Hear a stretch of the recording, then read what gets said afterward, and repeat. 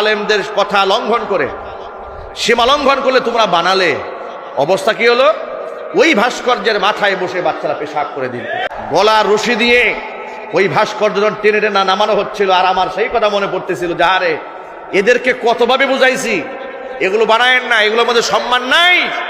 এরা কথা শুনে নাই, উল্টা আমাদেরকে মসজিদ থেকে তাড়িয়ে দেওয়ার ষড়যন্ত্র করেছে। এমন কি আমি যে শেষ জুমায় কেন্দ্রীয় মসজিদ থেকে একটা খুতবা দিয়ে বিদায় হব, এই সুযোগে জালেমরা আমার দেয় নাই। ওরা একেবারে পুলিশ ফোর্স লাগে, হাজারো আলেমদেরকে মসজিদ থেকে বের করে দিয়েছে, মুসল্লিদের কাছ থেকে বিদায় নেওয়ার সুযোগ দেয় নাই। প্রায়শ্চিত্ত এমন ভাবে ভোগ করতে হয়েছে। 16 বছর ফেরাউন রাজত্ব করেছে, একটা ঘন্টা সময় চেয়েছিল জাতির উদ্দেশ্যে বক্তব্য দেবে। আল্লাহ পাকের ফয়সালা হচ্ছে, আমার অসংখ্য আলেমদেরকে তুই বক্তৃতা করতে সুযোগ দেস নাই, আর তুই বিদায় নিয়ে যাবি, তুই